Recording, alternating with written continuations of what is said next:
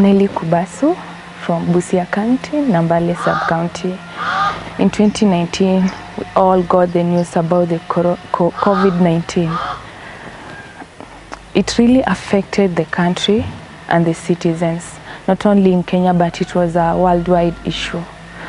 I was a youth who was working in Mombasa, but had to move back in Nambale, where I could afford to take care of myself, and I was also a new mom. So I had a lot to handle, but my budget couldn't do everything that I wanted. So I opted to move back at home. When I moved back at home, my community where I come from, Nambale, I realized that most people could not handle the economy at that point.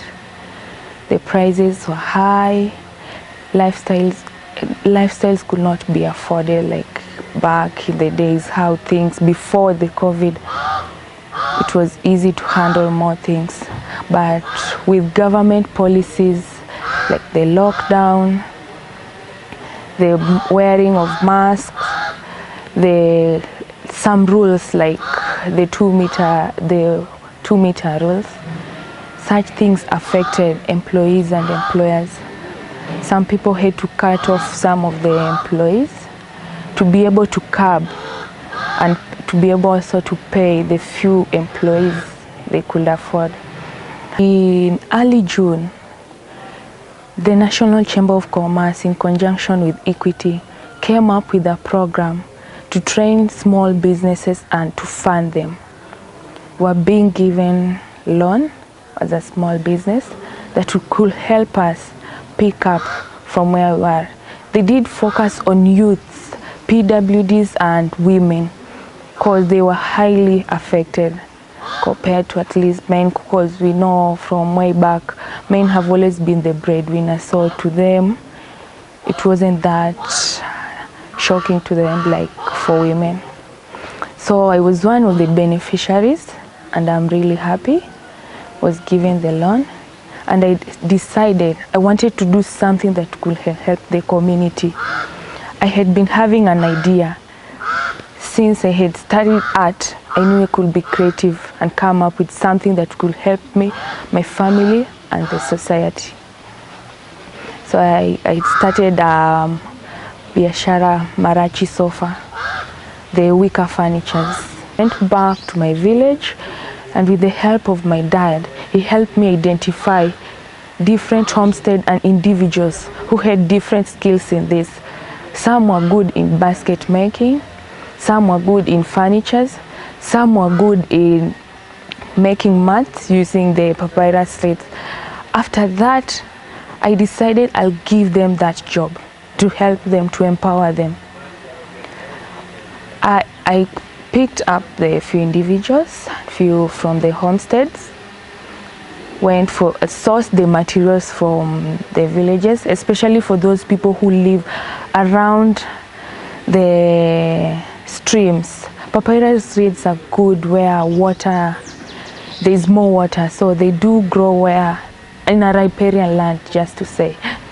So I picked those people with farms around there and told them I'll be buying the material from them. I didn't want to source material from another place. My main thing that I will do while collecting the material was to sell. Since I couldn't handle everything, I'm the one making, I'm the one, no. I wanted to delegate duties to them. So I gave them, their work was to make, while my work was to look for a market. Not only was it a physical market, but also an online shop.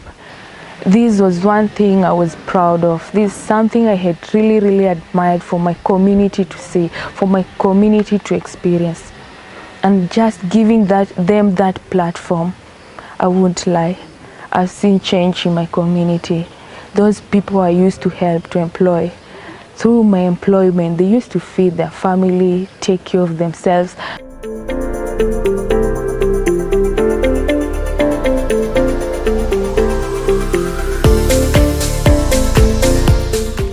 I would like to tell the government, in every decision they make, let them not make decisions for the youth, but let them engage them.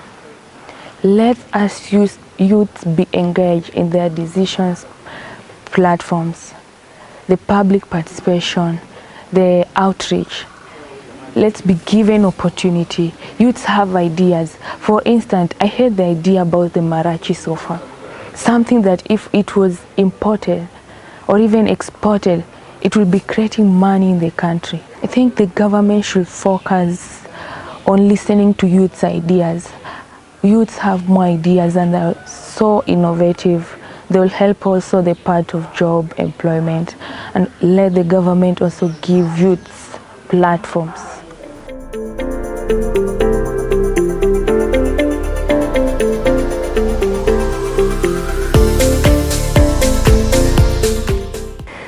With the training I've gotten from Austria, I will say I'm now viewing myself at another angle. At first, I would feel like, you know what, I can't go to a certain office because what am I going to do? What am I going to say? But with the training I've got from Austria, I've learned some few soft skills that I can use. For example, leadership. I'm a leader. Naturally, I always tell myself I'm a leader. I can run. My communication has been boosted. My communication has been empowered. I can now talk. I cannot go to an office and raise my issue. I can now be accountable. I'll even go to any office and ask out. Let me see the documents. Let me learn for this. And about also the training, I've learned data collection part of a research is more important, and feedback. And who are these people will you be getting data from? How will you be getting data from? And these social accountability tools, which are the best ones to use, and how are you going about them? Like the scorecard. I've seen in my community more issues. They do require the scorecard tool, because with this they learn my community is still a patriotic community, that only the scorecard tool works best when handled within my community. Without this knowledge, I couldn't know.